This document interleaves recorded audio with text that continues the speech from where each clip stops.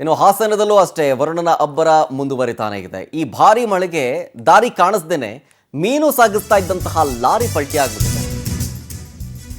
ಒಂದ್ ಕಡೆ ವಿಪರೀತ ಗಾಳಿ, ಮತ್ತೊಂದು ಕಡೆ ಮಳೆ. ಗಾಡಿ ಓಡಿಸ್ಬೇಕಾದ್ರೆ ಭಾರಿ ತೊಂದರೆ ಆಗುತ್ತೆ, ರೋಡೇ ಕಾಣೋದಿಲ್ಲ. ಹಿಂಗೆ ಹೋಗ್ತಾ ಇದ್ದಂತಹ ಲಾರಿ ಒಂದು ಪಲ್ಟಿ ಆಗ್ಬಿಟ್ಟಿದೆ ರೋಡ್ ಕಾಣದೇನೆ. ಹಾಸನ ಜಿಲ್ಲೆ ಸಕಲೇಶಪುರದ ರಾಟೆ ಮನೆಯ ಬಳಿ ಈ ಘಟನೆ ಆಗಿರೋದು. ಮಂಗಳೂರಿನಿಂದ ಬೆಂಗಳೂರಿಗೆ ಈ ಲಾರಿಯಲ್ಲಿ ಮೀನನ್ನು ಸಾಗಿಸಲಾಗ್ತಾ ಇತ್ತು. ಆದರೆ ವಿಪರೀತವಾಗಿ ಮಳೆ ಸುರಿತಾ ಇದ್ದರಿಂದ ರೋಡ್ ಕಾಣಿಸಿಲ್ಲ. ಚಾಲಕನ ನಿಯಂತ್ರಣ ತಪ್ಪಿ ರಾಷ್ಟ್ರೀಯ ಹೆದ್ದಾರಿ 75ರಲ್ಲಿ ಪಲ್ಟಿ ಆಗಿಬಿಟ್ಟಿದೆ. ಮೀನು ಸಾಗಿಸ್ತಾ ಇದ್ದಂಥ ಲಾರಿ ಚಾಲಕನಿಗೆ ಸ್ವಲ್ಪ ಸಣ್ಣ ಪುಟ್ಟ ಗಾಯ ಆಗಿದೆ ಅಷ್ಟೇ. ಈ ಘಟನೆ ಆಗಿರೋದು ಸಕಲೇಶಪುರ ನಗರದ ಪೊಲೀಸ್ ಠಾಣಾ ವ್ಯಾಪ್ತಿಯಲ್ಲಿ. ನೋಡಿ, ಪಲ್ಟಿ ಹೊಡೆದ್ಬಿಟ್ಟಿದೆ ಇದು. ಇದೇ ಲಾರಿ ಮೀನು ಸಾಗಿಸ್ತಾ ಇದ್ದಂತಹ ಲಾರಿ ಇದು.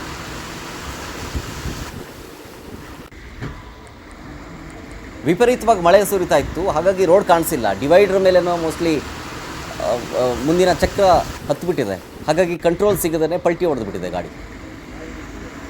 ಡ್ರೈವರ್ಗೆ ಒಂದು ಸಣ್ಣ ಪುಟ್ಟ ಏಟ ಆಗಿದೆ ಅನ್ನೋದು ಗೊತ್ತಾಗ್ತಾ ಇದೆ. ಆಸ್ಪತ್ರೆಯಲ್ಲಿ ಟ್ರೀಟ್ಮೆಂಟ್ ತಗೋತಾ ಇದ್ದಾರೆ. ಯಾವುದೇ ಪ್ರಾಣಹಾನಿ ಸಂಭವಿಸಿಲ್ಲ.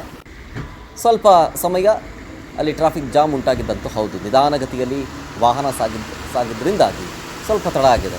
KA 20 AB 4796 ಈ ಗಾಡಿ ನಂಬರ್.